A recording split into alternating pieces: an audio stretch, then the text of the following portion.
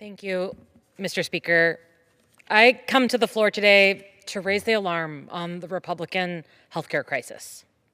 Speaker Johnson shut the government down for 43 days and kept the House out of session, effectively running out the clock to find solutions to address the healthcare affordability crisis created by my Republican colleagues.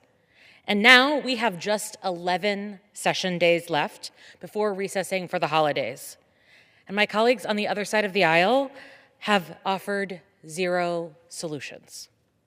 At the end of the month, the Affordable Care Act enhanced premium tax credits will officially expire, leaving 24 million Americans who currently purchase healthcare on the exchange in an unimaginable position.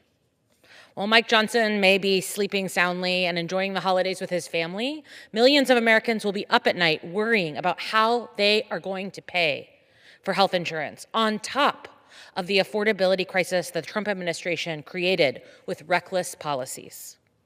My family knows what this feels like. My sister Olivia was born with microcephaly, which means her brain was small and the doctors didn't know why. And even with insurance provided by my dad's civilian job at the Department of Defense, Olivia wouldn't have gotten the care that she needed to live for 19 years as healthy as possible if it weren't for the Washington State Legislature expanding Medicaid the year she was born. And my family would have faced dire choices about which bills not to pay in order to meet Olivia's needs if it weren't for Medicaid access. Would we give up heating, groceries, school lunches? Neighbors of mine in Washington 6 are already sick to their stomachs looking at their monthly costs.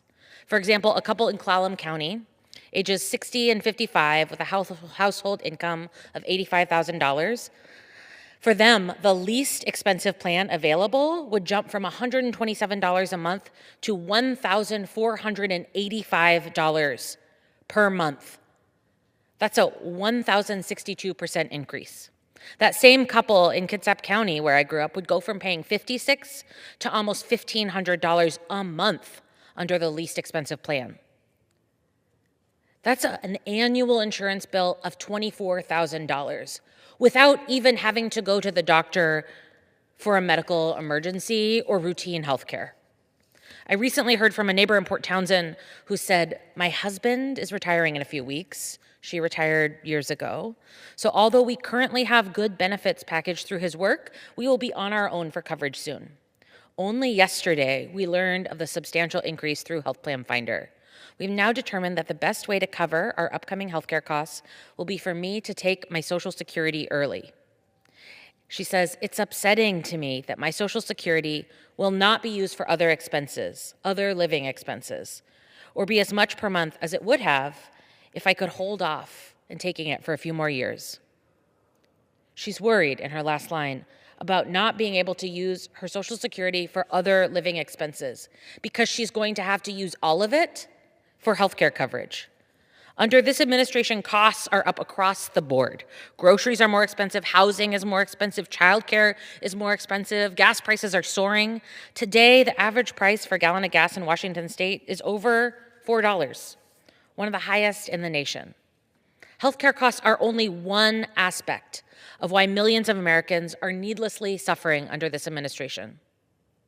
We don't have to keep living like this. It's time for my colleagues to get serious about solving the ACA tax credits, as serious as they were about extending tax breaks for billionaires in July, and get back to delivering on their promise to lower costs for Americans, which Trump promised to do on day one of his administration. Mr. Speaker, I yield back.